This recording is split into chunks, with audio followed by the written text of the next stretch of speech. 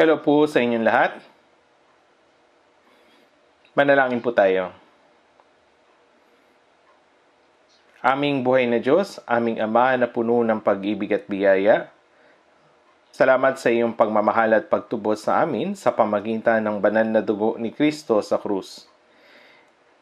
Ipinangako mo ang walang hanggang mana na hindi nasisira at kumukupas, at habang kami ay nandito sa mundo, ikaw ang tumutulong sa amin na magawa ang mga inuutos sa amin sa loob ng iyong katawan, ang Iglesia.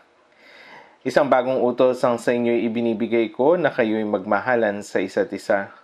Panginoon, inutos mo sa amin na mahalin ang isa't isa. Tinawag mo rin kami upang abutin ang mga naliligaw, sila na hindi ka pa nakikilala, nakakaunawa ng kahulugan, layunin at patutunguhan ng buhay. Salamat sa pagkakataon na maibahagi ang Ebanghelyo upang sila rin ay matanggap ang parehong buhay at pag-asa. Salamat sa pagpapahintulot sa amin na gumawang sama-sama na may pagkakaisa para sa misyong ito. Nagpapasalamat po kami sa pagtitipon sa mga banal ngayong Lord's Day upang magpuri at magluwalhati sa iyo. Ang unang buwan ng 2025 ay halos patapos na. Salamat sa pagkakaloob mo sa amin ng panibagong araw. Kaya kung kami man ay kumakain, umiinom o anuman ang aming ginagawa, kami naway mabuhay para sa iyong kaluwalhatian. Sa masama at mapangalunyang mundong ito, salamat sa pag-iingat at paghiwalay sa amin mula rito at sa pagtulong na mabuhay ng banal na pinalalakas ang loob at iniibig kang palagi. Sa mga huling araw, ipinagkakatiwala mo sa amin ang misyon ng Ebanghelyo maging sa kapanahunan o hindi kapanahunan. Una mo kaming tinawag upang ipahayag ang Ebanghelyo sa buong mundo at salamat sa iyong lubos na pagmamahal. Bilang isang iglesia at Kristiyano, nawa ay magbunga kami ng sagana na nagluluwalhati sa iyo, Ama, ayon sa iyong banal na kalooban. Idinadalangin din namin ang mga missionary na nagpapagal sa ibang bansa, ang kanilang pamilya at ang mga brothers and sisters na sama-samang gumagawang may pagkakaisa. Ang iyong kaharian nawa ay lumawak araw-araw at ang kawan ni Kristo na iyong pinili at itinadhana para maitatag ang mundo ay mabuo na. Pakiusap, gamitin mo kaming mahalaga para sa dakilang gawain at pagkalooban mo kami ng puso na naglilingkod na may kagalakan at pagpapasalamat. Sa lahat ng mga plano at pagnanais na aming itinakda ngayong taon, panlabas man o panloob, matupad nawa ito ayon sa iyong mabuting kalooban. Panginoon, samahan mo, tulungan mo at punuin mo kami ng iyong kalakasan.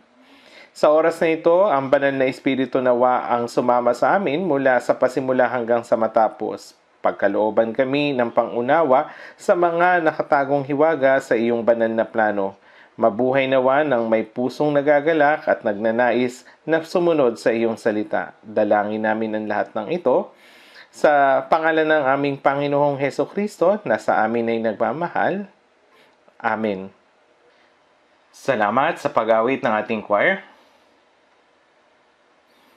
Kahit na walang tunog, nakikita ko yung ilan na mga tao ay pumapalakpak. Salamat sa inyong mabiyayang awit. Ngayon, tingnan natin ang salita ng Diyos.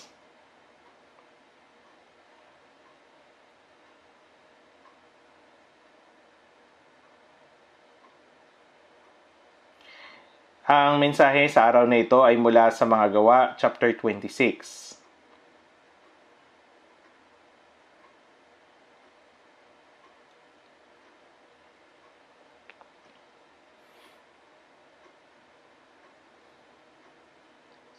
Mga Gawa, chapter 26, verse 29. Babasahin ko po.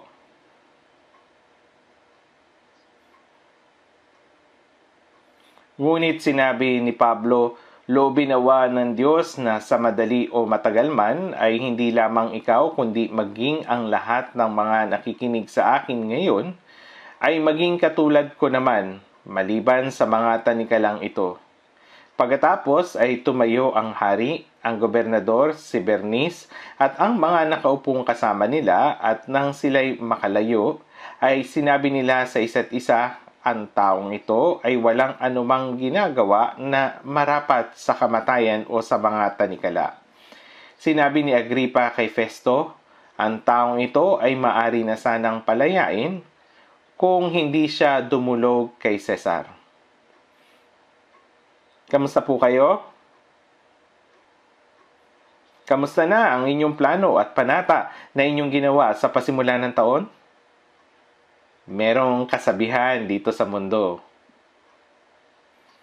Merong kasabihan na Jakshim Samil. Ibig sabihin na ang determinadong pag-iisip ay tatagal lamang ng 3 araw. At sa ika-4 na araw, ang ating pagpapasya ay humihina at habang tumatagal, ito ay naglalaho. Gayunpaman, naniniwala ako na ito ay hindi nababagay para sa ating mga ligtas na Kristiyano. Sa simula ng taon, habang isinasagawa ang winter retreat, tayo ay nakatanggap ng salita at para sa taong 2025, nais natin na tumayo sa harap ng Panginoon at marinig. Ibibigay ko sa iyo ang isang hindi nasisira at hindi kumukupas na mana ng kaluwalhatian bilang iyong gantimpala. Hindi ba't ito ang ating inaasahan? Ang 2025 ay minsan lamang dumating. Kaya sa buong taong ito, inaasahan ko na tayong lahat ay mabubuhay ng higit na masigasig at matapat, nagbibigay galak at kaluwalhatian sa Panginoon. Upang magawa ito, kailangan nating maunawaan na ang bawat araw, ito ay bagong araw para sa atin. Ang tinatawag nating ngayong taon, ay hindi na babalik habang buhay. Mainam nating isipin na ang bawat araw ay gaya ng unang araw ng ating buhay. Ano namang araw ito? Ang unang araw ng aking buong buhay. Ang Diyos na nagpasya ng hangganan ng buhay ng isang tao ay nagtakda na ng haba ng ating mga araw. Kung meron man tayong mga dekada o ilang mga taon na natitira, ngayon ang unang araw ng ating buong buhay. Naalala pa ba ninyo yung kasiyahan ng unang sandali na kayo ay naligtas? Ang kagalakang iyon ang nag-uumapaw na kasiyahan ng pagkaunawa. Ako ay naligtas na. Dapat kong ibahagi yung ebanghelyo sa mga minamahal ko. Naisip mo ito sa sandaling ikaw ay maligtas. Nagbago yung iyong pananaw sa buhay, yung iyong layunin at direksyon sa buhay ay nag-iba. Sa sandaling iyon, maaring nakaramdam ka ng masidhing pagnanais na ibahagi ang mahalagang katotohanan ito sa mga pinakaimportanteng tao sa buhay mo. Masigasig kang nangangaral ng ebanghelyo at inilalaan ang iyong sariling mabuhay para sa Panginoon. Ngunit paglipas ng mga taon, habang nakakaranas ka ng mga kabiguan, marahil ikaw ay nagsimulang mag-isip. Ito ay hindi kasing dali ng gaya ng iniisip ko. Sa paglipas ng panahon, maaaring pinanghinaan ka na ng loob. Nag-alala sa maraming bagay o kaya nakaramdam ng tila pagsuko. Kahit na mga ligtas na Kristiyano tayo, nakikipaglaban pa rin tayo sa ating pagiging likas na makasalanan. Kaya dapat na pagsikapan nating mapanauli ang alab at kagalakan na ating naramdaman nung una nating naranasan ang pag-ibig ng Diyos. Kung ituturing na ang bawat araw ay gaya ng unang araw ng ating buong buhay, hindi tayo mag-aalala kung ilan na lamang ang oras na natitira sa atin. Sa halip, mabubuhay tayo araw-araw na may bagong layunin at panibagong pangako. Kung tayo ay mabubuhay sa ganong paraan, ang ating mga pagpapasya ay hindi maglalaho pagkatapos ng 3 araw. Ito po ay mananatili sa buong taon. At hindi ba ang ating unang araw ang ating pinakamagandang araw? Kahapon lamang, maraming tao ang tinawag ng Panginoon at iniwan ng mundong ito. Kamakailan lamang, 179 na buhay ang biglang nawala sa isang trahedya pagkabagsak ng eroplano. Bago sila mga namatay, marahil ay humiling sila. Kung magkakaroon lamang sana ako ng isa pang araw. Kung mabubuhay lang sana ako ng isa pang araw o isa pang bukas. Nabubuhay tayo ngayon. Ito yung bukas na pinapangarap ng mga namatay kahapon. Kaya ang oras na tinatawag na ngayon ay isang regalo na ibinigay sa atin ng Diyos. Iyon yung dahilan kung bakit yung kahulugan ng salitang Ingles na present ay ngayon at regalo. Magpasalamat tayo sa Diyos na nagbigay sa atin ng isang araw bilang regalo at mabuhay na iniisip na ang ngayon ay ang unang araw ng natitirang bahagi ng aking buhay.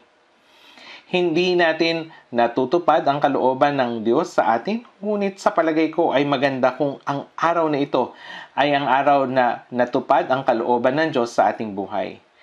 Nabubuhay tayo ayon sa salita ng paksa ng sermong ito. Naalala niyo po ba yung paksa ng sermon ngayon? Naalala niyo? Ito'y nakasulat sa screen kanina nang ipakita ng broadcasting team. Ngunit ang pamagat ng sermon ay medyo mahaba, kaya malamang ay hindi nyo ito na matatandaan. Ang salitang binasa natin kanina sa mga Gawa chapter 26 verse 29, merong ganitong talata doon sa dulo. Kundi maging ang lahat ng mga nakikinig sa akin ngayon ay maging katulad ko naman. Ano yung ibig sabihin nito? Inihiling ko sa Diyos na kayo ay maging katulad ko. Lahat ay nais maging katulad ko. Ngayon, isa pang paraan upang sabihin ito, ipinapanalangin ko sa Diyos na kayong lahat ay maging katulad ko. Ipinapanalangin ko sa Diyos na ang lahat ng nakikinig dito at ang lahat ng narito ay maging katulad ko. Isa pang paraan upang sabihin ito ay, ipinapanalangin ko sa Diyos na kayong lahat ay maging katulad ko. Siyempre, ang nagsasalita dito ay si Apostol Pablo. Sino kaya sa atin ang makapagsasabi ng ganito? Gayunpaman, sa palagay ko, ang katulad ko na binanggit dito ay hindi lamang tumutukoy kay Apostol Pablo. Ako ay isang ganap na tao. Kaya't kayo ngay maging sakdal gaya ng iyong ama sa langit na sakdal. Ngunit sino sa atin ang sakdal? Tumulad kayo sa akin, tularan ng aking halimbawa. Pinasan ni Jesus ang krus at naglakbay sa landas ng pagdurusa. At tayo ay tinawag upang sumunod sa mga yapak ng kanyang pagdurusa at tularan si Jesus. Sapagkat ukol dito kayo'y tinawag sapagkat si Kristo man ay nagdusa alang-alang sa inyo na kayo'y iniwanan ng halimbawa upang sumunod kayo sa kanyang mga yapak. Ipinakita sa atin ni Jesus ang kanyang buhay sa pamamagitan ng pagpasan ng krus at pag-akyat sa burol ng Golgota. Sinabi niya, kung ang sino man ay ibig sumunod sa akin, tanggihan niya ang kanyang sarili at pasanin ang kanyang krus at sumunod sa akin. Ngunit nakakagulat, sinabi ni Apostol Pablo sa unang Korinto, chapter 11, verse 1, maging tulad kayo sa akin, gaya ko kay Kristo. Tingnan natin dito sa unang Korinto, chapter 4, verse 16.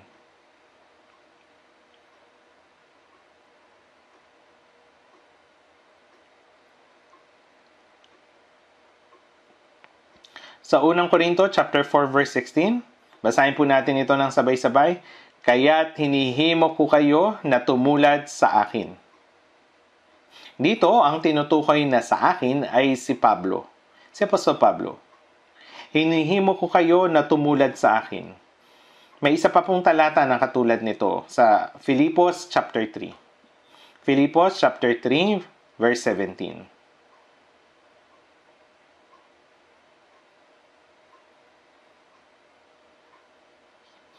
Philippos chapter 3 verse 17.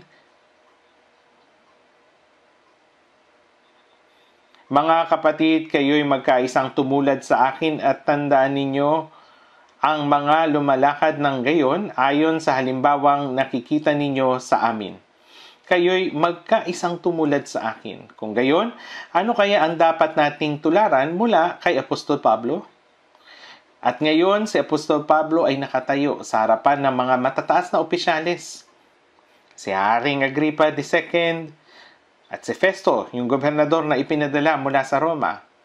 Mga taong may matataas na katungkulan, mayayaman, makapangyarihan, at ipinagtatanggol niya ang kanyang sarili. Sa lugar na iyon, sinabi niya, ipinapanalangin ko sa Diyos na kayong lahat ay maging katulad ko. Maging katulad ko. Ngayon, siya ay nakagapos at nakatali. At siya ay isang bilanggo. Ngunit, hindi pa siya nahatulan at siya ay naghihintay ng paglilitis. Si Apostol Pablo ay nakagapos at nakatali. Si Apostol Pablo na iniimbestihan bilang isang bilanggo ay nagsabing, ipinapanalangin ko sa Diyos na kayong lahat ay maging katulad ko. Ano kaya yung ibig sabihin ni Apostol Pablo sa maging katulad ko kahit na siya ay nakatali? Siya ay nasa isang sitwasyon kung saan talagang hindi niya masasabi yung mga bagay na ito. Talaga bang gagana ang mga salitang ito? Gayunpaman, buong tapang niyang sinabi, nais kong maging katulad ko kayo. Maging katulad ko. Ito ang kahulugan ng evangelism. Kaya ang tinutukoy na ako dito ay si Apostol Pablo. Kahit na noong una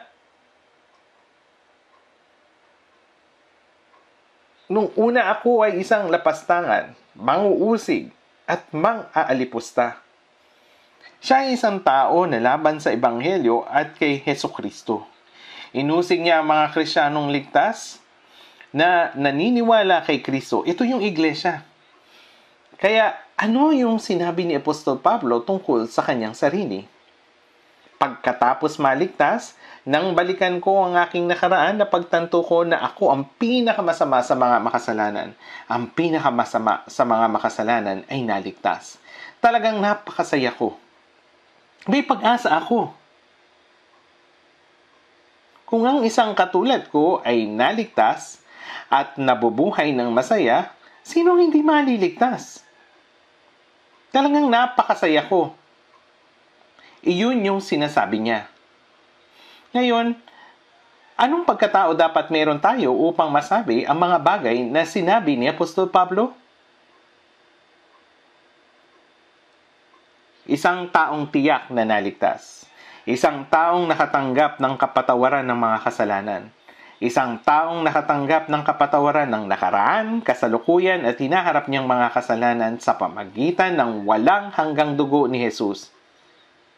Isang taong napalaya, isang taong nabubuhay na may kumpiyansa na may pag-asa ng langit. Ngayon, ano ang sasabihin ng taong iyon tulad ni Pablo? Kahit na ganito ako sa pisikal at sa laman, ako ay may kumpiyansa. Ako ay masaya. Nais kong maging katulad ko kayo, na nabubuhay na may ganitong panloob na kapayapaan, kaligayahan, at pag-asa ng langit sa panloob, kahit na ganito ako sa aking pisikal na anyo at itsura.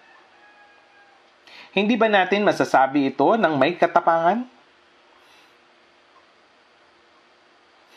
Di ba natin ito magagawang masabi? May mga magulang na maaring magsabi sa kanilang mga anak o sa ibang tao, ginagawa ko ang trabahong ito ngayon, pero ayaw kong gawin ito ng anak ko. Anong klaseng trabaho kaya iyon? Hindi ba ito ay isang trabaho na walang halaga o hindi nagbibigay ng tunay na kaligayahan? Tama. Maraming iba't ibang trabaho. Guro, sundalo, bangkero, empleyado ng kumpanya, negosyante at marami pang ibang trabaho. Pero Alin ang hindi nagbibigay ng tunay na kaligayahan? May mga tao kasing nagsasabi na gusto nilang magkaroon ng kanilang mga anak ng trabahong meron sila. Bakit ganon? Dahil iniisip nila na ito ay talagang kapaki-pakinabang, mahalaga at maganda. At gusto nilang ipasa ito sa kanilang mga anak. Ngunit may ilang magulang na maaring magsabi, ayokong gawin ng mga anak ko ang ginagawa ko.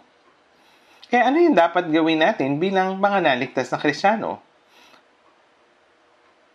O magbibigay po ako ng halimbawa. Halimbawa lang po ito, sinabi ito ng isang pastor, nasa ministeryo ako ng evangelism.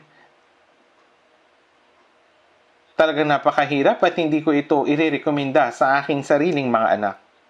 Normal po bang ganitong estado ng pag-iisip? Halimbawa lamang po ito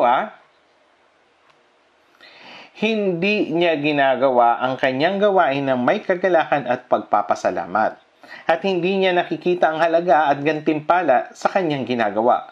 Malinaw na ito ay mali. Inulit ko po halimbawa lamang ito.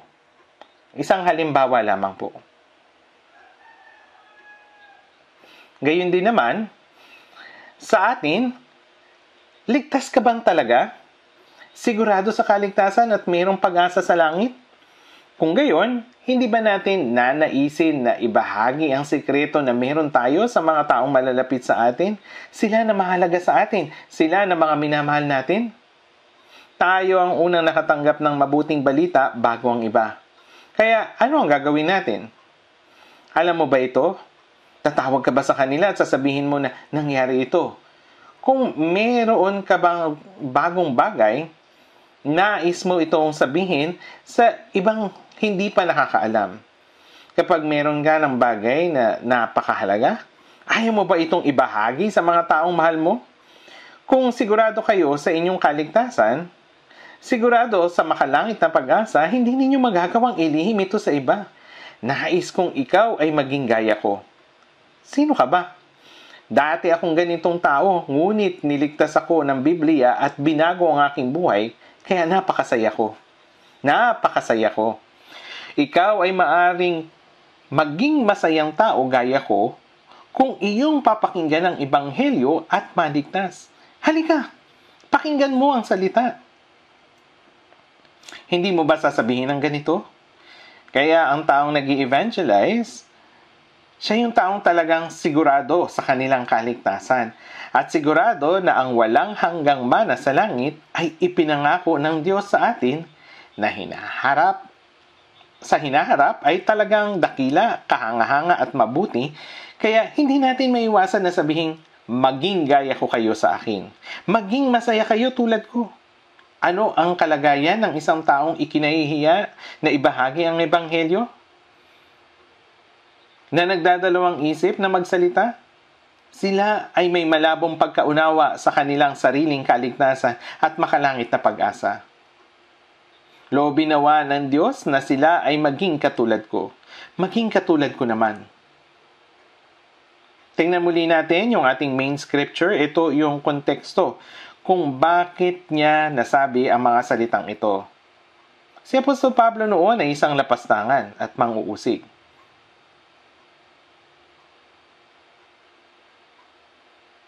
Tingnan natin sa unang Timoteo chapter 1. Sa unang Timoteo chapter 1, makikita natin dito, si Apostol Pablo noon ay isang lapastangan at mang-uusig.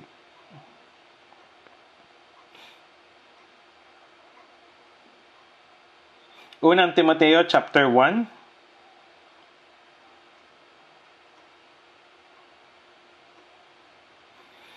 verse 13 hanggang 15.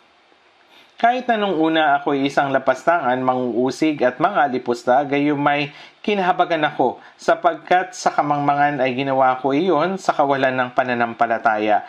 At labis na sumagana sa akin ang biyaya ng ating Panginoon na may pananampalataya at pag-ibig na kay Kristo Jesus. Tapat ang salita at nararapat tanggapin ng lubos na si Kristo Jesus ay pumarito sa sanlibutan upang iligtas ang mga makasalanan na ako ang pangunahin sa mga ito. Maraming panahon na ang nagdaan matapos nang siya ay maligtas at binalikan niya yung kanyang dating buhay. Diyos, ako noon ay lapastangan, mang-uusig ng iglesia, tumanggi at umatake sa ebanghelyo. Siya ang nanguna sa pangaresto at pagbibilanggo sa mga mananampalataya kay Jesus. Sumang-ayon siya na patayin si Esteban. Siya yung nag-ingat sa mga damit ng mga taong bumato kay Esteban. At hindi lang iyon. Siya rin ang nanguna sa pagtitipon ng mga Kristiyano mula sa mga bansang nasa labas ng Israel. Sa labas ng Israel, siya yung tumakbo or humabol dun sa mga Kristiyano. Kung ang taong ito, si Saulo, ay namatay na hindi ligtas, siya ay nararapat na mapunta sa hukay ng impyerno. Ngunit ang Diyos ay nahayag sa kanya at iniligtas siya. Kanyang inamin na siya yung pangunahin sa mga makasalanan. Sino ang hindi maliligtas? Na nagnanais na ang lahat ng tao ay maligtas at makarating sa pagkakilala ng katotohanan. Ang lahat ng tao ay maaring maligtas. Paano ito posible? Kayo'y magsisi at manampalataya sa Ebanghelyo. Silang lahat na magsisi at manampalataya sa Ebanghelyo ay maliligtas. Pakinggan ninyo ang salita. Si Apostol Pablo ay sumigaw bago siya kunin ng Panginoon. Anyway, siya ay tumungo sa Damasco na may otoridad at pahintulot ng mga punong pare upang arestuhin at ikulong ang mga Kristiyano mula sa ibang mga bansa. Ang bayan ng Damasco ay nasa labas ng Israel. Ito ay nasa gitnang silangan. Tanghali ng mga oras na iyon, kaunting tao lamang ang nasa labas tuwing umaga sa lugar na iyon dahil ang araw doon ay talagang napakainit. Talagang napakainit ng araw doon. Patungo siya noon sa Damasco upang usigin ang iglesia ng mga mananampalataya kay Jesus.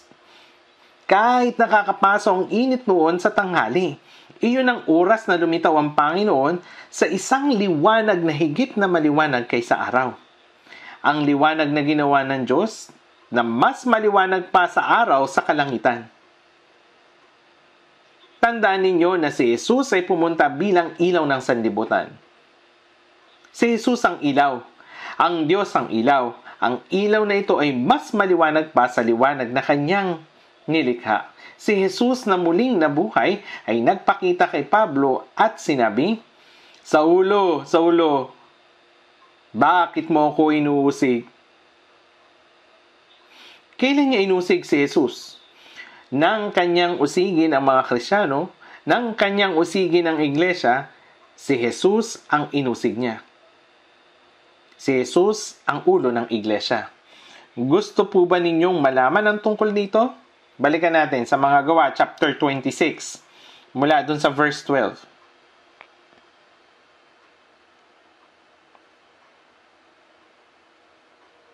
Mga Gawa, chapter 26, verse 12 hanggang 14.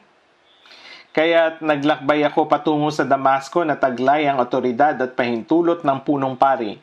Nang katanghalian o hari, ay nakita ko sa daan ang isang liwanag mula sa langit na higit na maliwanag kaysa araw, na nagniningning sa palibot ko at sa mga naglalakbay na kasama ko. Nang bumagsak kaming lahat sa lupa, ay narinig ko ang isang tinig na nagsasalita sa akin sa wikang Hebreo, Saulo, Saulo, bakit mo ako inuusig? Makakasakit sa iyo ang sumikad sa matutulis. Siya ang taong tumanggi at hindi nananampalataya sa Ebanghelyo. Pinagpakumbaba ng Diyos ang mapagmataas na puso na ito upang siya ay maligtas. Nang makita ni Saulo ang liwanag na higit na maliwanag kaysa araw, ang kanyang mga mata ay nabulag. Nawalan siya ng paningin. Sinabi ni Jesus, Saulo, Saulo, bakit mo ako inuusig? Makakasakit sa iyo ang sumikad sa matutulis. Ano itong sumikad? Ito ay patpat na may habang 2 hanggang 2.5 meters na meron itong pantuhog na bakal at piraso ng buto. Ito ay ginagamit sa mga baka kapag nag-aararo. Kapag ang mga baka ay tamad at pumupunta sa ibang lugar, ang mga magsasaka ay tutusukin sila gamit ang sumikat. Kaya magdurugo sila. Ito ay masakit po. Tapos, yung mga baka ay susunod sa kanila. Ngunit kung ang baka ay ayaw talagang sumunod at ayaw kumilos, kanilang isasabit ang sumikat sa harapan ng araro kapag hindi nila ito gagamitin. Anong mangyayari kapag sumipa yung baka? Yung patulis na bahagi nito ay tumutusok sa huling binti ng baka. Pagkatapos ay magdurugo ito at matatandaan ito ng baka. Oh, nang ako ay sumipa, ganito pala ito kasakit. Hindi ko na dapat ito ulitin. Tapos, susunod na sila. Ganito ipinakita ng mga Hebreo ang kanilang pagsuway at paghimagsik laban sa salita ng Diyos. Silang mga sumuway at naghimagsik sa ganitong paraan, sila'y inilarawan, makakasakit kayo o makakasakit sa iyo ang sumikad sa matutulis.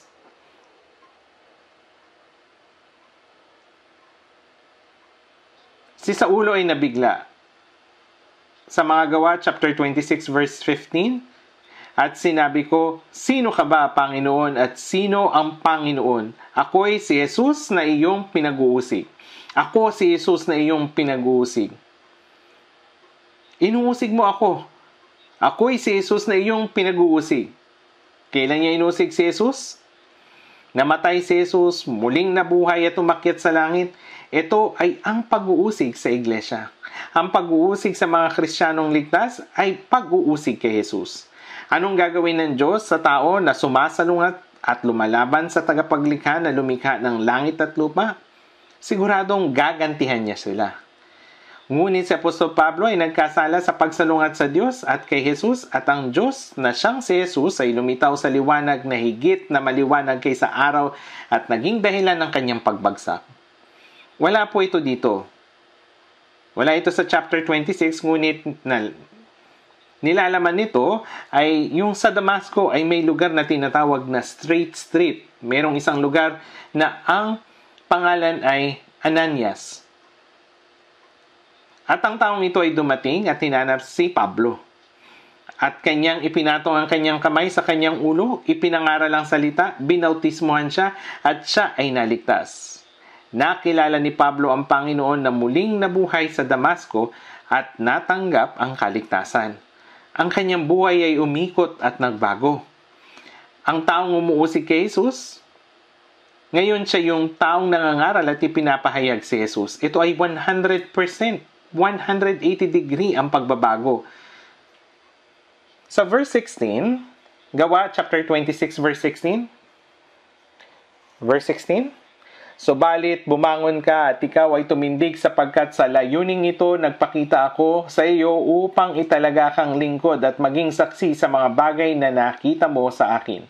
Sa mga bagay na nakita mo sa akin. Nakita ni Pablo si Jesus sa liwanag. At sa Gawa 26:16, at sa mga bagay na ipapakita ko pa sa iyo. Ano yung mga bagay na ipapakita niya sa hinaharap? Pagkatapos nito, si Apostol Pablo ay nagsulat tungkol sa mga hiwaga ng iglesia na hindi alam ng ibang tao at ng ibang mga apostol. At siya'y dinala sa ikatlong langit. Ipinakita niya kay Apostol Pablo ang hiwaga ng kalooban ng Diyos. Siya ay kinasihan ng Espiritu Santo at nagsulat ng higit sa kalahati ng Bagong Tipan. Ipapakita sa kanya ng Diyos kung ano ang mangyayari sa hinaharap. Sa layuning ito, nagpakita ako sa iyo upang italaga kang lingkod at maging saksi.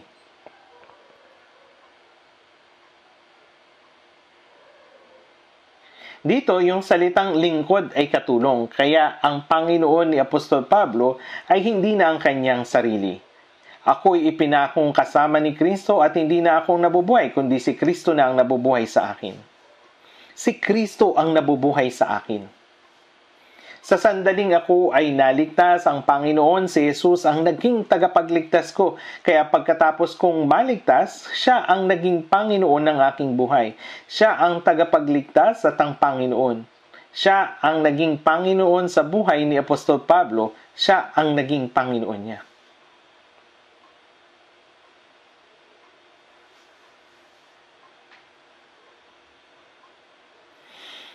Kaya pagkatapos kong maligtas, ibinigay niya sa akin itong napakahalagang misyon.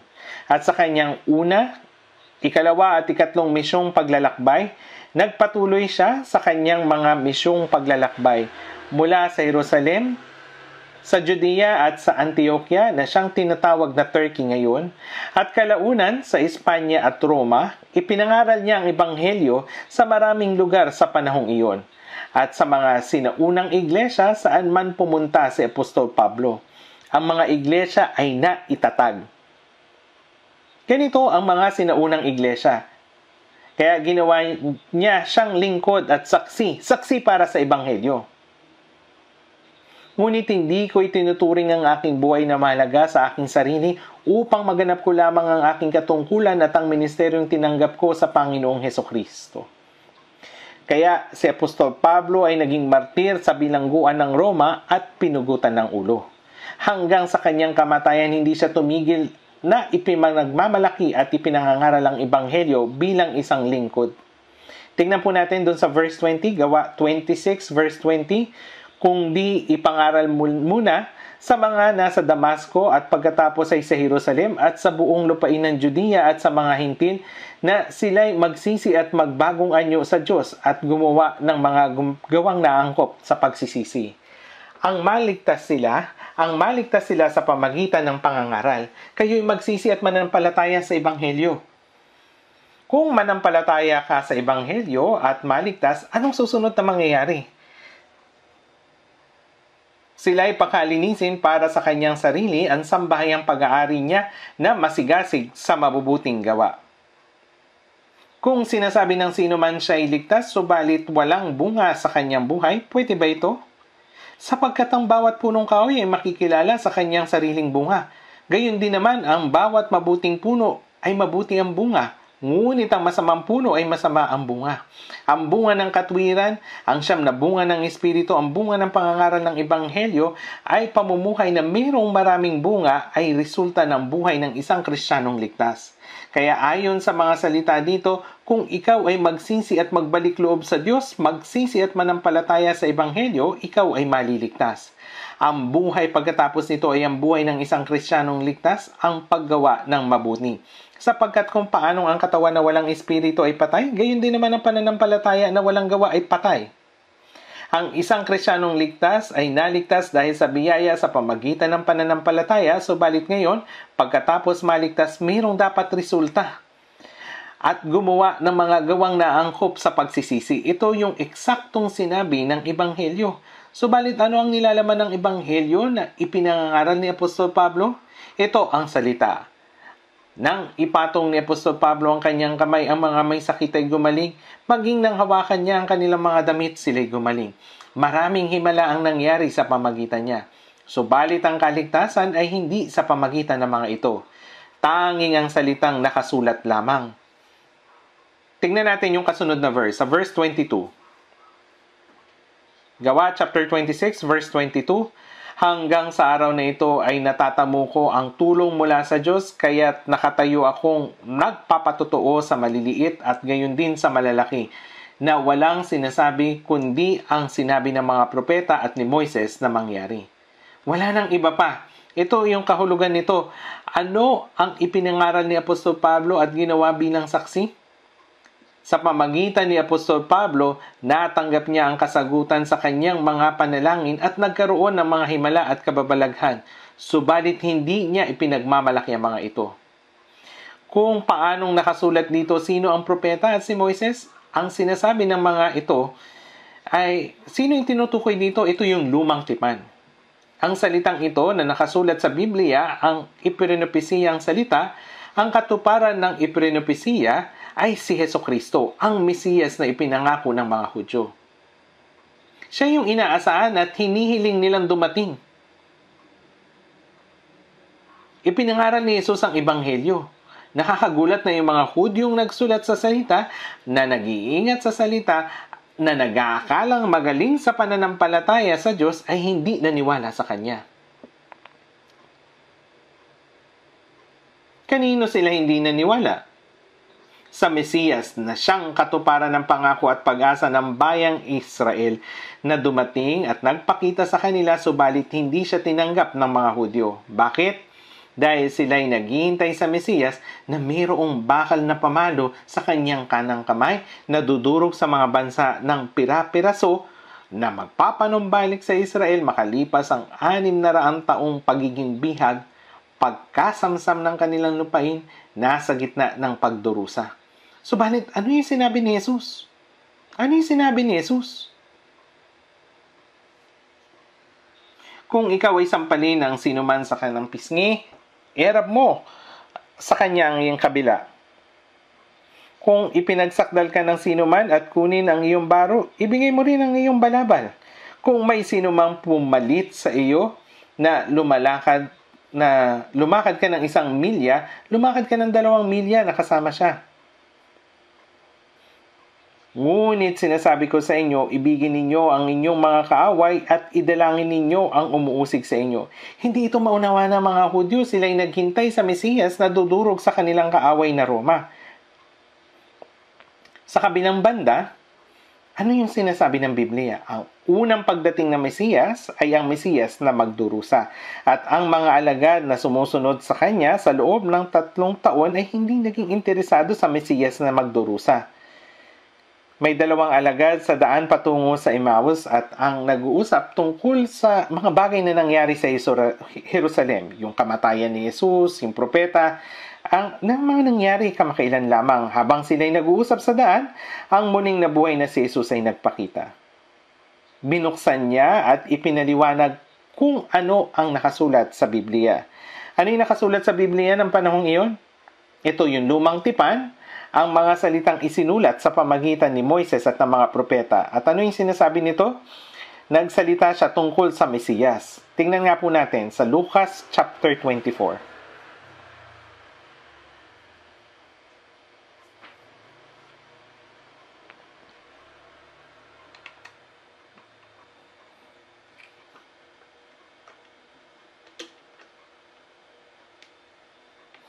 Lucas chapter 24 verse 25, basahin natin.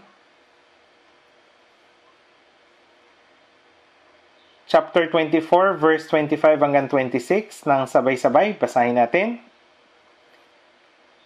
At sinabi niya sa kanila, "O napakahangal naman ninyo at napakakupad ang mga puso sa pananampalataya sa lahat ng ipinahayag ng mga propeta.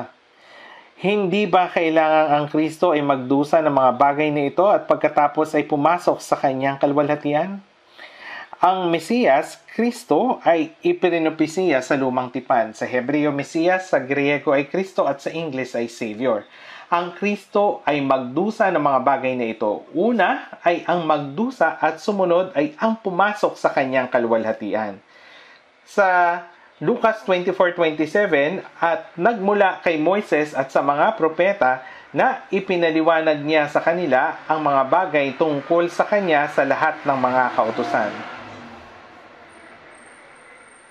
Pagkatapos, ipahayag ni Jesus yung salita ng Diyos, sinabi nila na ang kanilang puso ay nag-alab.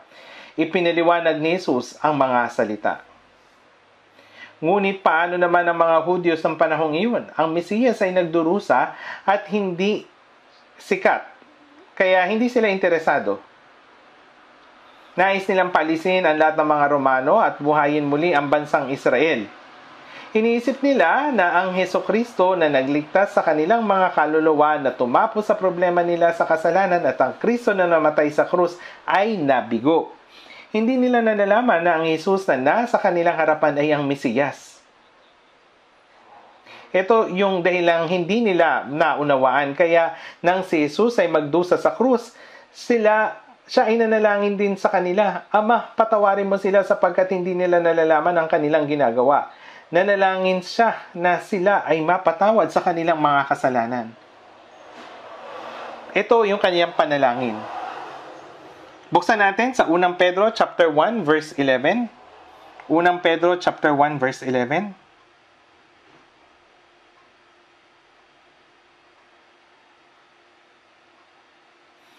Basahin natin ng sabay-sabay. 1 Pedro chapter 1 verse 11. Kanilang siniyasat kung anong pagkatao o kapanahunan na tinutukoy ng Espiritu ni Kristo na sumasa kanila nang ipahayag ang mangyayaring pagdurusa ni Kristo at ang kaluwalhati ang susunod sa mga ito. Nakasulat din ito sa Filipos chapter 2 verse 7 hanggang 9. Siya ay naging masunurin hanggang sa kamatayan. Binigyan siya ng kapangyarihan ng Diyos na hatulan ng sanlibutan na ang lahat ay luluhod sa paghukom. Una ay ang pagdurusa, ito ang krus, pagkatapos ay ang kaluwalhatian. Kung walang krus, walang pagkabuhay na muli. Kung walang pagdurusa sa krus, walang kaluwalhatian. Kung walang krus, walang korona. Kung walang krus, walang korona. Ngunit dahil merong krus, merong kaluwalhatian. Ipinakita niya rin ito bilang halimbawa para sa atin. Isang ligtas na Kristiyano si Apostol Pablo, isang mananampalataya kay Jesus. Siya noon ay manguusig ng iglesia, manguusig ni Jesus. Inusig niya yung maraming Kristiyano sa mga sinuunang iglesia, ngunit nabaliktad ang kanyang buhay. Ngayon, siya ay nangangaral na tungkol kay Jesus, hindi na siya yung nanguusig, kundi siya na yung inuusig. Pumunta siya sa Jerusalem pagkatapos ng una at pangalawang misyon, wala siyang kasalanan. Ang mga apostol na naunang maligtas ay pinayuhan siya. May ilan sa mga naligtas ang naniniwala sa kautusan. Kaya ang mga hintil na naglakbay kasama mo, ang mga naligtas ay dapat maging malinis. Ang paglilinis na ito ay anino lamang. Ngunit sa mga Hudyo, ako ay naging gaya ng isang Hudyo upang mahikayat ko ang mga Hudyo.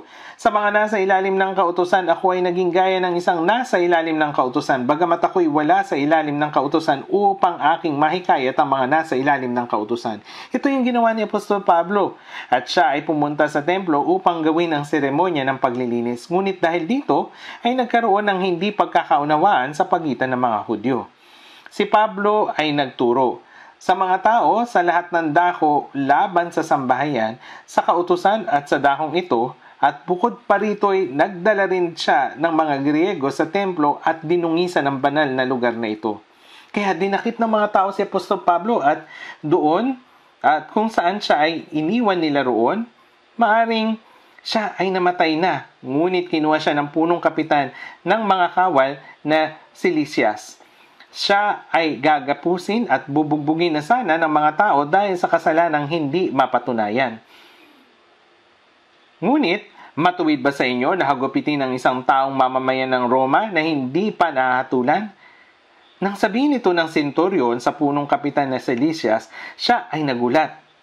Sabihin mo sa akin, ikaw ba'y mamamayang Romano? At sinabi niya, oo, sumagot ang pinunong kapitan. Sa malaking halaga ng salapi ay nakuha ko ang pagkamamamayang ito.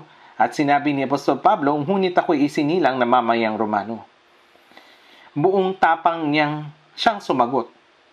Simula noon, natakot na sila. Kaya prinotektahan ng punong kapitan si Pablo. Gayunpaman, ginawa ng mga galit na mga Hudyo ang lahat ng kanilang makakaya upang mapatay si Pablo. Sa lugar kung saan nagtitipon yung mga Hudyo, kinausap ni Apostol Pablo ang punong kapitan na si Lysias.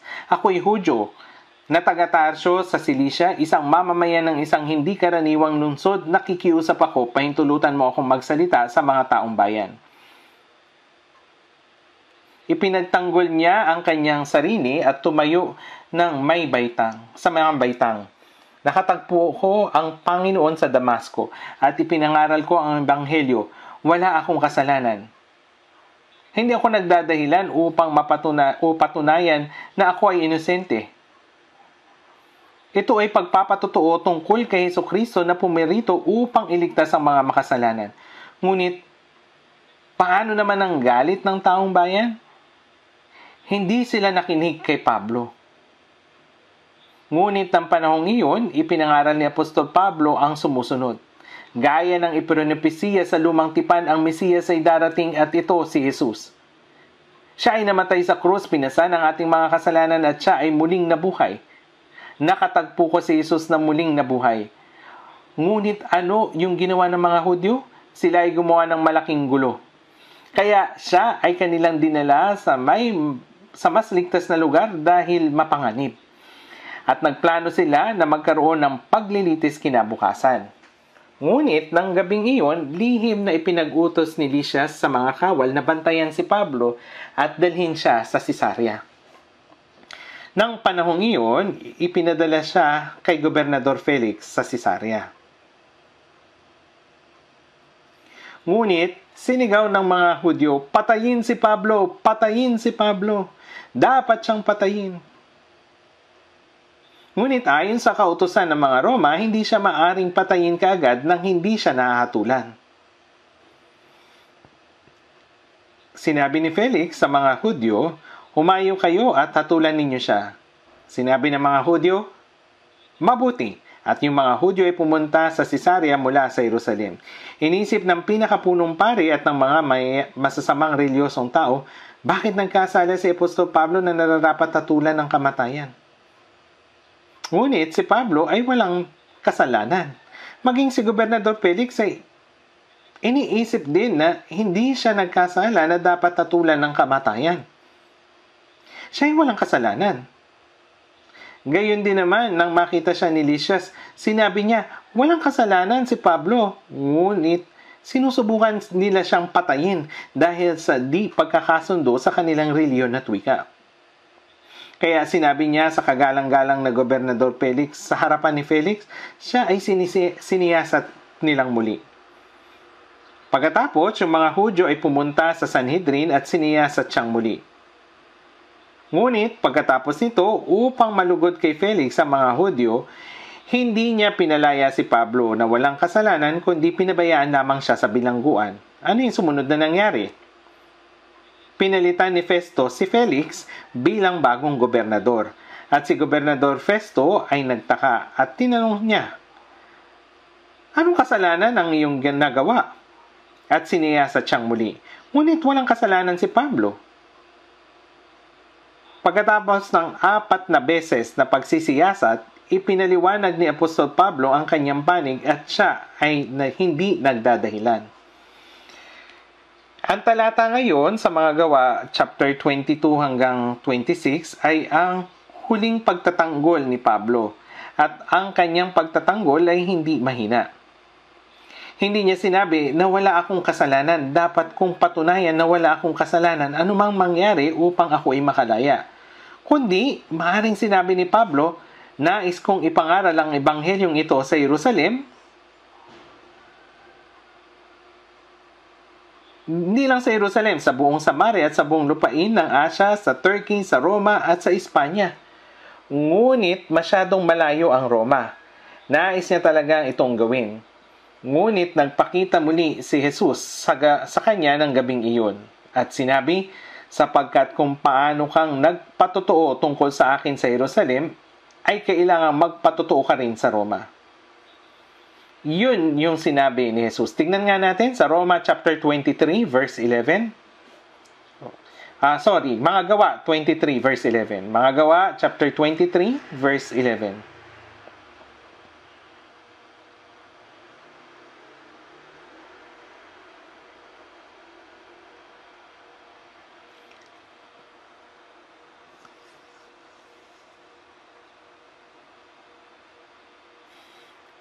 Mga Gawa chapter 23 verse 11.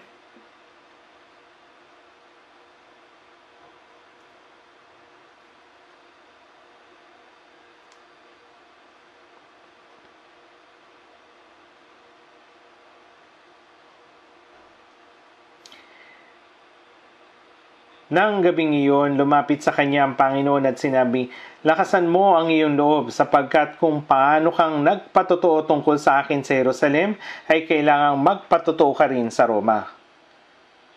Nang gabing iyon, lumapit ang Panginoon sa kanya at sinabi, lakasan mo ang iyong loob. Isa ka ngayong bilanggo, ngunit lakasan mo ang iyong loob sapagkat kung paano kang nagpatotoo tungkol sa akin sa Jerusalem, ay kailangan mong magpatotoo sa Roma.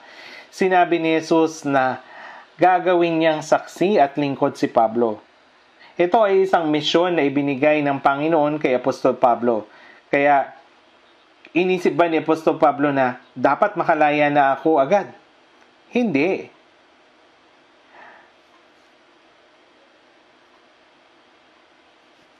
yung nabuhay na muli na Panginoon ay sinabihan si Pablo na ikaw ay magpapatotoo sa harap ng mga hari, sa mga pangunahin, sa mga bayan, sa mga gobernador. Nakakamangha ang propesiya na ito. Ito na nangyari sa mga Gawa 26. Nakakamangha po ito. Si Haring Agripa, ito ay si Agripa II. Nakakamangha dahil siya ay mula sa lahi ni Herodes, na isang napakasamang tao na ginamit ni Satanas. Ito yung kanyang lahi. Ito yung lahi ni Haring Agripa. Mula siya sa lahi ni Herodes.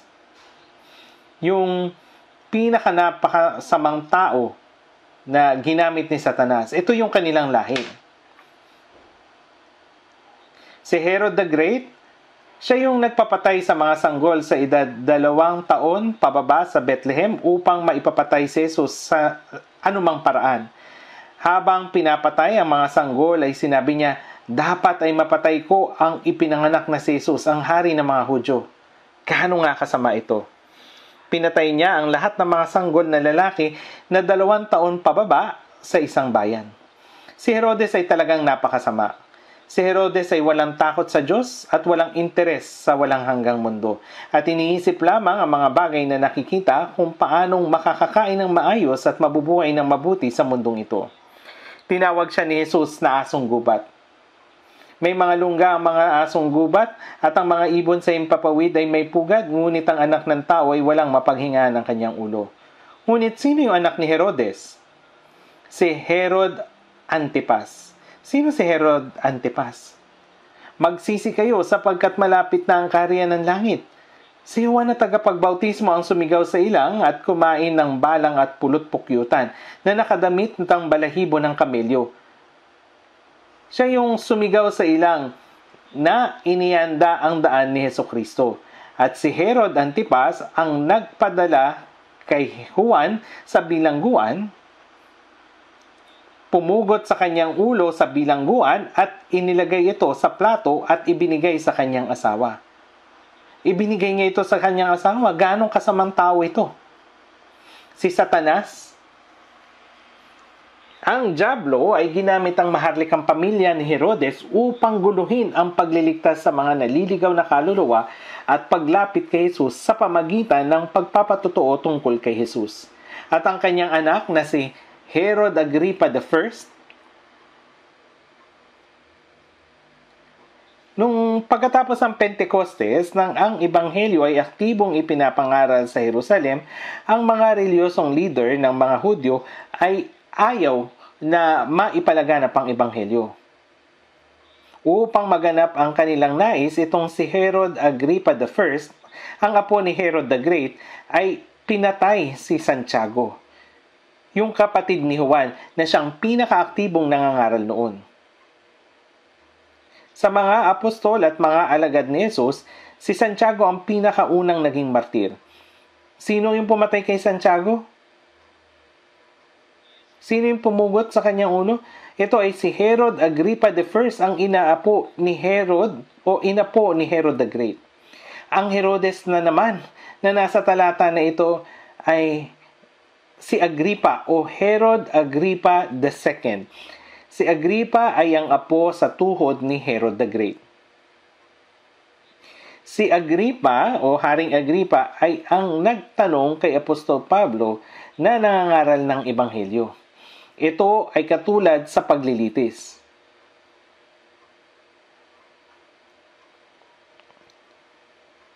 Si Gobernador Festo ay ang pumalit kay Gobernador Felix. Ipinagtanggol ni Gobernador Felix si Pablo.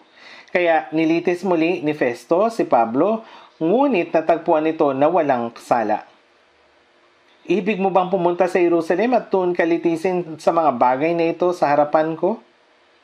Ngunit sinabi ni Pablo, tudulog ako sa hukuman ni Cesar, doon ako dapat litisin. Kaya, dapat na pumunta si Pablo sa Roma upang litisin ng emperador. At dapat na iulat ni Festo ang patungkol sa krimen na ginawa ni Pablo na dapat hukuman. Ngunit, walang makita na anumang krimen kay Pablo. Opo, walang makitang kahit anumang krimen kay Pablo. Nang panahong iyon, si Haring Agripa, hindi ito naiulat ni Festo patungkol dun sa krimen na ginawa ni Pablo.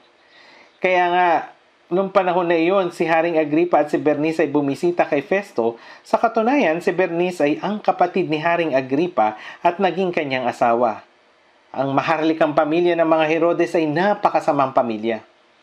Si Satanas, ang dyablo, ay ginamit ang pamilya ng mga Herodes upang usigin ang ebanghelyo at sumalungat sa kalooban ng Diyos upang ang ebanghelyo ay hindi ipangaral. Gayunpaman, nang si Agripa ay bumisita kay Gobernador Festo, sinabi sa kanya ng gobernador, mayroong bilanggo na nagngangalang Pablo na naispatayin ng mga Hudyo, ngunit wala akong makitang kasalanan sa kanya, kaya't maaari ko sanang siyang palayain. Ngunit dahil si Pablo ay nasa ilalim ng hukuman ni Cesar, paano ako mag-uulat sa kanya? Ngunit si Agripa ay gustong higit na makilala si Pablo. At narinig ko ang tungkol sa kanya. Gusto ko ring makita si Pablo. Ito yung kanyang nasabi. Gusto ko ring makita si Pablo. Kaya't si Haring Agripa at ang kanyang asawa na si Bernice at ang punong kapitan, pati na rin yung pangunahin sa mga bayan at mga Hudyo ay nagsama-sama at ipinatawag ni Festo si Pablo. Ngunit isinalaysay sa kanila ni Pablo kung paano niya nakilala ang Panginoon, kung paano nabago ang kanyang buhay, at kung bakit wala siyang ibang pagpipilian kundi ang ipangaral ang Ebanghelyo. Hindi siya nagdahilan, kundi ipinangaral ang Ebanghelyo sa kanila. Ang Ebanghelyo na aking ipinangaral ay ang pag-asa ng Israel at ang pag-asa ng mga Hudyo. Si Jesucristo ay pumarito sa bansang Israel, namatay sa krus upang linisin ang kasalanan ng sanlibutan at muling nabuhay. At siya ay muling nabuhay. Ngunit, hindi sila naniwala.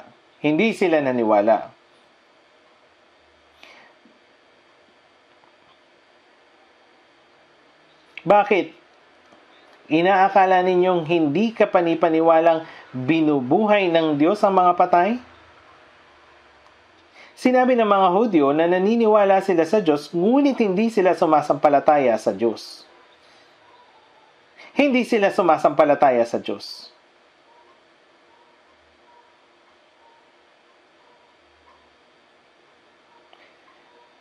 Kaya't ipinagpatuloy ni Pablo yung kanyang pagtatanggol at pangangaral. Si Gobernador Festo ay hindi Hudyo. Siya ay walang alam patungkol sa Biblia at sa Israel. Ngunit maraming kaalaman patungkol sa mga bagay na nakikita sa politika, sa mga isyu sa ekonomiya. Ano ang kanyang sinabi pagkatapos marinig ang sinabi ni Pablo?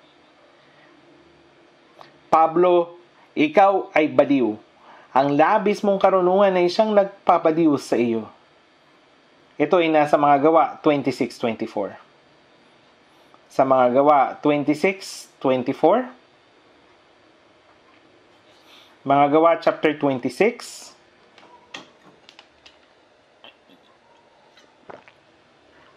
Verse 24 hanggang 25. Habang sinasabi niya ang mga bagay na ito, sa kanyang pagtatanggol ay sinabi ni Festo ng may malakas na tinig, Pablo, ikaw ay baliw. Ang labis mong karunungan ay siyang nagpapabaliw sa iyo. Ngunit sinabi ni Pablo, hindi ako baliw, kagalang-galang na Festo, kundi mga salita ng katotohanan at katwiran ang sinasabi ko. Si Felix ay umaasa na makatanggap ng salapi mula kay Pablo dahil sa pag-iisip na si Pablo ay maraming pera. Kanyang inaasahan din na siya'y bibigyan ni Pablo ng salapi. Gayun din si Festo ay makalaman na tao at hindi niya binigyan pansin ang ebanghelyo na ipinapangaral ni Pablo. Sinabi niya kay Pablo, ikaw ay baliw. Ngunit si Pablo ay patuloy pa rin gumagamit ng magagalang na salita. Kagalang-galang na Festo. Ang salitang ito ay ang pinakamataas na parangal. Sinabi ni Festo na si Pablo ay baliw, ngunit sa halip na pabulaan at harapin si Festo, si Pablo ay nakipag-usap pa rin sa pamamagitan ng pinakamataas na parangal. Ganon yung ginawa ni Pablo. Si Pablo ay nakipag-usap pa rin sa pamamagitan ng pinakamataas na parangal.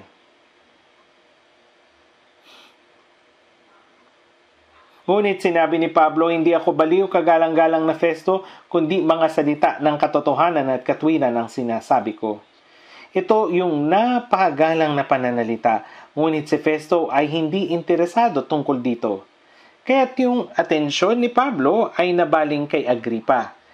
Ang dynasty ng mga Herodes ay nagtapos noong AD 70 nang si Roman General Titus ay sinalakay ang Israel.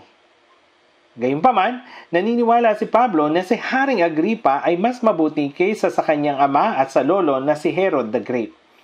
Kaya't si Pablo ay nangaral kay Haring Agripa na umaasa na siya ay maligtas. Kapag ipapangaral mo ang ebanghelyo, hindi tayo dapat mamili kung sino ang i-evangelize. Gaano man kataas ang kanilang posisyon o gaano man kahirap ang kanilang posisyon, kayang baguhin ng Diyos ang kanilang puso. Kaya ring baguhin ng Diyos ang puso ni Haring Agripa. Nangaral si Pablo kay Haring Agripa na mayroong pag-asa. Sa mga Gawa, chapter 26, sapagkat nalalaman ng hari ang mga bagay na ito at sa kanya'y nagsasalita ako ng buong laya sapagkat naniniwala ako na sa kanya'y walang naliligid sa mga bagay na ito sapagkat ito'y hindi ginawa sa isang sulok. Haring Agripa, naniniwala ka ba sa mga propeta? Nalalaman kong naniniwala ka. Nang mga panahon na yon si Haring Agripa ay may kapangyarihang magtalaga ng mga punong pari at siya ang nagpapanatili ng templo sa Jerusalem. Kaya niisip ni Pablo na alam ni Haring Agripa ang bagay na iyon sa Biblia. Kaya tinanong siya ni Pablo, Haring Agripa, naniniwala ka ba sa mga propeta? Nalalaman kong naniniwala ka. Subalit, wala rin siyang interes sa ebanghelyo. Kaya ano ang sinabi niya? Ito ay nasa verse 28. Basahin natin ng sabay. Verse 28. At sinabi ni Agripa kay Pablo, sa maikling panahon ay hinihikayat mo akong maging Kristiyano. Kung ang gobernador ng Roma na si Cesar ay sumulat at ipinadala kay Haring Agripa sa pamagitan ng kanyang mga kawal, ang kagaya nito, Haring Agripa, ipinapakiusap ko sa iyo na sumampalataya ka kay Jesus at maligtas ayon sa sinabi ni Pablo. Kung gayon, ano yung mangyayari? Ang mga sinabi niya ay higit na maigli kaysa sa sinabi ni Pablo, kaya marahil ay luluhod siya. At sinabi na, mananampalataya ako kay Jesus. Ang salita ng ebanghelyo na nakapagliligtas sa mga tao, ito ay hindi batay kung ito man ay gaano kahaba o kaiksing salita. Ngunit ito ay ayon sa kapangyarihan ng Diyos. Ayon sa kapangyarihan ng Diyos. Kaya, kung gayon, ano kaya ang sinabi ni Apostol Pablo? Ano kaya ang sinabi ni Apostol Pablo? Sa verse 29. Dito po sa pangunahing talata sa araw na ito, basahin natin ulit ng sabay-sabay. Ngunit sinabi ni Pablo, loobin nawa ng Diyos na sa madali o matagal man ay hindi lamang ikaw kundi maging ang lahat ng mga nakikinig sa akin ngayon ay maging katulad ko naman maliban sa mga tanikalang ito. Loobin nawa ng Diyos, hindi lamang ikaw. Dito, sino yung ikaw? Siya ay si Haring Agripa. Si Herod Agripa II. Lahat ng mga nakikinig sa akin ngayon, sino naman yung lahat? Lahat ng mga nakikinig, sila na mga nakikinig sa mga oras na iyon. Gawa 25 verse 23, sila yung mga taong lumahok sa paglilitis. Opo, basahin natin yung mga Gawa, chapter 25, verse 23 ng sabay-sabay. Gawa, chapter 25, verse 23. Basahin natin ng sabay. Kaya't kinabukasan dumating si Agripa at si Bernice na may buong kariligan. Nang pumasok na siya sa bulwagan ng hukuman kasama ang mga punong kapitan, ang mga pangunahin sa bayan, ipinasok si Pablo sa utos ni Festo. Naroon ang lahat ng mga kilala sa lipunan. Lahat sila ay mayayaman, lahat nasa katungkulan ang mga taong makapangyarihan. Gayunpaman, hindi natakot sa kanila si Apostol Pablo at siya'y napakatapang at nagsabing loobin nawa ng Diyos na sa madali o matagal man ay hindi lamang ikaw kundi maging ang lahat ng mga nakikinig sa akin ngayon ay maging katulad ko naman maliban sa mga tanikalang ito. Yung mga tao ay naligtas hindi dahil sa magaling na pananalita ni Pablo. Ang Diyos ay kumikilos sa pamagitan ng salita ng Diyos magaling man o hindi ang nangangaral. Talagang ninanais ni Apostol Pablo na loobin nawa ng Diyos na sa madali o matagal man ay hindi lamang ikaw kundi maging ang lahat ng nakikinig ay maging katulad ko. Nais ko na maligtas sila. Kaya dito ako, hindi lang si Apostol Pablo kundi lahat po tayo na nakikinig ng sermon sa araw na ito. Ligtas na po ba talaga kayo? Tiyak na po ba ang inyong pag-asa sa langit? Kung gayon, ano ang dapat natin gawin? Bagamat hindi natin sinabi ang gaya nito, ay dapat nating ipangaral ang Ebanghelyo, hindi po ba?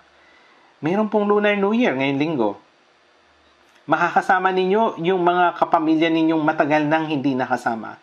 Bagamat ligtas na kayo at nagagalak sa pag-asa nito, subalit kung hindi kayo magsasalita dahil sila ay may higit na maayos na pinansyal na kalagayan kaysa atin mula sa ating kapamilya, dahil dito ay nahihirapan tayo at sila ay mayayabang. Tama po ba? Hindi po. Si Apostol Pablo ay bilanggo. Subalit, ang mga nakikinig sa kanya ay hari. Si Herod Agrippa II, si Festo na gobernador ng Roma, hindi lang si Lysias na punong kapitan, kundi maging ang mga punong kapitan na may libo-libong mga lingkod. At pati may matataas na katungkulan sa lipunan ay nagtipon-tipon ng oras na iyon. Sinabi ni Pablo, maging tulad ko naman kayo maliban sa tanikalang ito. Anong ibig sabihin nito? Ibig sabihin, ganito ako noon, subalit ngayon ay naligtas na at ako ay napakasaya. Kung papakinggan ninyo ang salita ng Diyos at maligtas, magiging gaya ko kayo. Kayo'y magiging taong masaya. Ano ba ang layunin ng evangelism natin? Ito ay ang pag-ibig. Ito ay ang maibigay sa mga minamahal natin ang pinakamahalagang bagay. Ano ba yung pinakamahalagang bagay para sa atin? Ito ay nasa akin. Ito ay ang hiwaga ng Ebanghelyo.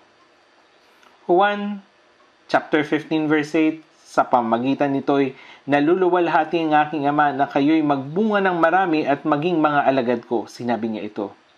Napakaraming bagay ang maaring makapagbigay luwalhati sa Diyos. Isa sa mga ito ay ang mga nagpabalik ng marami sa katwiran. Sila na mga namunga. Ano ba ang bunga na ito? Batiin din ninyo ang iglesia na nasa kanilang bahay. Batiin ninyo si Epeneto na minamahal ko na siyang unang nahikayat kay Kristo sa Asya. Nalalaman ninyo na ang sambahayan ni Estefas ang mga unang bunga ng Akaya. Ang mga naligtas na tao na ginabayan ko at naligtas sa pamagitan ko ay ang mga bunga na inihahandog sa Amang Diyos. Sila ang inihahandog sa Amang Diyos. Kung tayo ay namumunga at inihahandog ito sa Ama, ito ang pinakamalwalhati sa Diyos. Ito ang gawa na makakapagbigay lugod sa Diyos. Pagkatapos, anong pag-iisip naman ang dapat na meron tayo? Malinaw na ang kaligtasan ko. Malinaw at tiyak na rin ang pag-asa ko. Nais ko namang maging katulad ko ang lahat.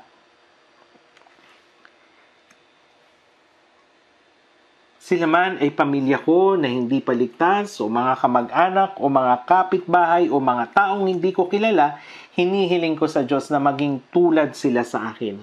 Evangelism ang paraan upang matulad sila sa akin. Ito yung paraan upang sila'y matulad sa akin.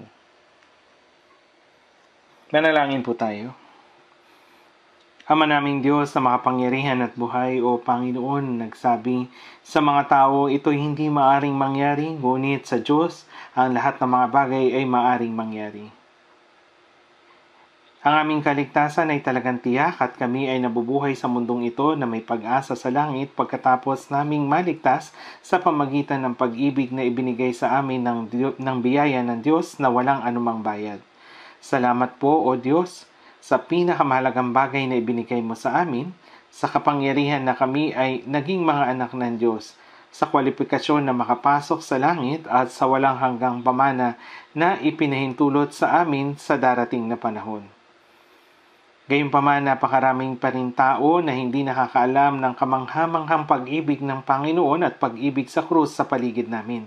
Pakiusap, tulungan mo po kami na magabayan ang bawat isa sa kanila na ipinadala mo sa amin na may pusong nananalangin na naway maging tulad rin nila o maging tulad rin sila sa amin. At ipahintulot mo po na sila ay maligtas at sa pagtayo namin sa harapan ng Panginoon, magkaroon na kaligayahan at kalwalatian sa amin. Pakiusap, gabayan at gamitin mo po kami para rito.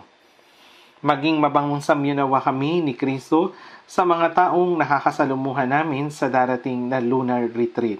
At magawa po nawa namin ang misyon bilang saksi at sulat ni Kristo na magpatotoo sa Panginoon sa kapanahunan at di kapanahunan. Dalangin po namin ang lahat ng ito sa pangalan ng Panginoong Hesus na sa amin ay nagligtas at nagmamahal. Amen.